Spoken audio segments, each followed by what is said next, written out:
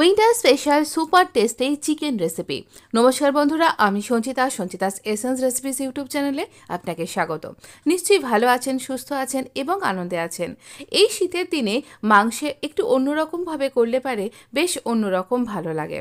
চলুন আজকে আমরা খুব তাড়াতাড়ি এত টেস্টি আর ইয়ামি একটা চিকেন রেসিপি তৈরি করে ফেলবো, যে চিকেনটা আপনি ভাতের সাথে, লুচি, পরোটা, এমনকি পোলাও, ফ্রাইড রাইসের সাথেও অনায়াসে সার্ভ করতে পারবেন। তাই গেস্ট এলে আপনার কিন্তু মেনু একেবারেই সর্টেড। তাহলে পরে আমরা এক্ষুনি তৈরি করে ফেলি, খুব তাড়াতাড়ি তৈরি হয়ে যাবে এত সুন্দর একটা চিকেন রেসিপি। গ্রেভিও থাকবে, অথচ বেশ মাখো মাখো একটা ব্যাপারও রয়েছে, ভীষণ টেস্টি কিন্তু। আর শীতের দিনের জন্য একদম পারফেক্ট। না, ধনেপাতা দিচ্ছি বলে ভাববেন না, ধনেপাতা সবসময় পাওয়া যায়। চিকেন আমরা নিয়েছি এখানে মোটামুটি 750 এরকম মতন চিকেন রয়েছে, 750 গ্রাম। এবারে নুন, হলুদ দিচ্ছি, আর সেই সাথে দিচ্ছি এরকম 1 চা চামচের মাপে মাস্টার্ড অয়েল, মানে সর্ষের তেল। তো এই সর্ষের তেলের একটা ঝাঁঝালো গন্ধ খুব ভালো লাগবে যখন আপনি ম্যারিনেট করে রেখে দেবেন। কতক্ষণ ম্যারিনেট করবেন? যদি হাতে খুব কম সময় থাকে তাহলে 15 থেকে 20 মিনিট, আর না হলে পারে আপনি 45 মিনিট, 1 ঘন্টা ম্যারিনেট করে রাখুন। তেলের মধ্যে দিয়ে দিয়েছি আমি বেশ কিছুটা রসুন, জিরে, গোটা জিরে, শুকনো লঙ্কা আর তেজপাতা। দেবার পরে আমি এখানে একটু বেশ রসুনটাকে ভালো করে ভেজে নিয়ে, ভালো গন্ধ বেরোনো অবধি ভাজবো। ভেজে একটা বেশ বড় সাইজের পেঁয়াজকে এইরকমভাবে কুঁচো করে দিয়ে দিলাম। এবারে দিচ্ছি মেন ইনগ্রেডিয়েন্টস, একটুখানি আদা আগে গ্রেট করে দিয়ে দিলাম, আর দেবো আমরা বেশ খানিকটা এখানে পেঁয়াজ কলি এইরকম ছোট ছোট কাট করে দিন। পেঁয়াজটা আমাদের একটু নরম হলেই আমরা পেঁয়াজ কলিগুলো দিয়ে দেব। এই সময় পেঁয়াজ কলি খুব ভালো পাওয়াও যাচ্ছে, আর এই পেঁয়াজের সাথে পেঁয়াজ কলি একটা অদ্ভুত মিশ্রণ তৈরি করবে, যে টেস্টটা আপনার এই চিকেনে আপনি ভালোভাবে টের পাবেন। একটা অন্য রকম ফ্লেভার অ্যাড হয়ে যাবে কিন্তু। এবারে আপনার ঝাল যতটা খেতে চান সেই অনুপাতে লঙ্কা দিন। আমার এই লঙ্কাগুলোর প্রচণ্ড ঝাল, তাই আমি দুটোই দিলাম। এখানে টমেটোও একটা বেশ বড় সাইজের আমি এখানে ব্যবহার করেছি। আপনার কাছে ছোট টমেটো হলে দুটো দিন। টমেটোর গ্রেভিটাও কিন্তু এই পেঁয়াজের ঝাঁঝের সাথে মিলেমিশে খুব ভালো একটা ট্যাঙ্কি টেস্ট দেবে।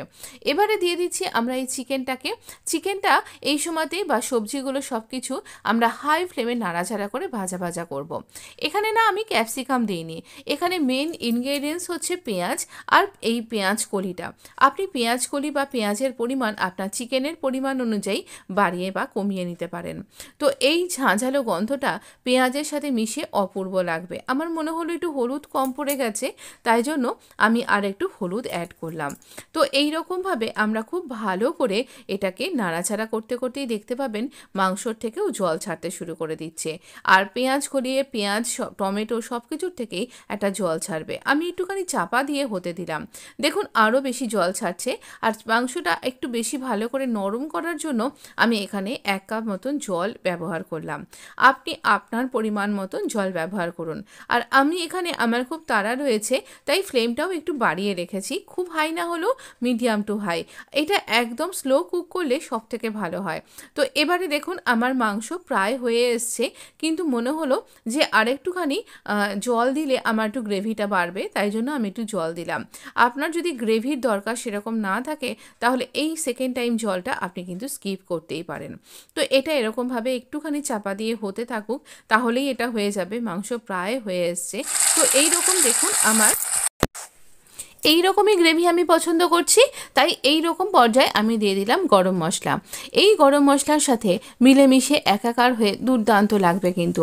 পেঁয়াজ কলিগুলো একদম মাখোভাবে গলে গেছে, আর অপূর্ব ঝাঁঝ এর থেকে আসছে, অন্য রকমের একটা ফ্লেভার পাওয়া যাবে।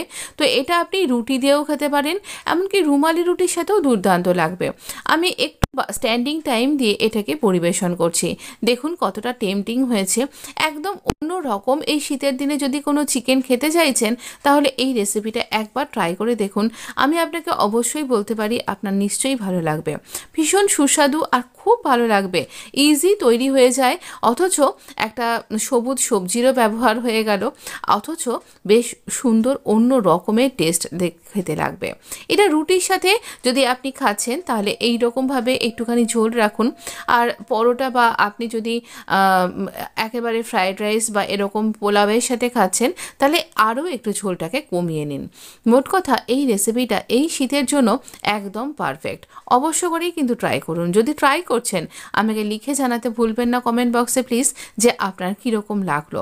এখানে রসুনের পরিমাণটা একটু বেশি লাগে আর এই পেঁয়াজ কিন্তু খুব বেশি লাগে না। মেন ইনগ্রেডিয়েন্টস হচ্ছে পেঁয়াজ কলি, তাও কিন্তু খুব বেশি পেঁয়াজ কলি দেবেন না, তাহলে খালি শাক শাক টাইপের খেতে লাগবে, কিন্তু দিতে তো হবেই, তবেই তো এই টেস্টটা আসবে।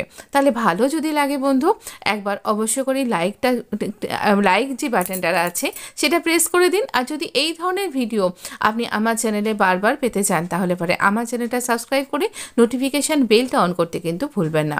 আপনি ভালো থাকবেন, সুস্থ থাকবেন আর এই ধরনের রেসিপি এনজয় করে আরও অনেক ভালো থাকবেন। ধন্যবাদ বন্ধু, দেখা হচ্ছে আগামী ভিডিওতে।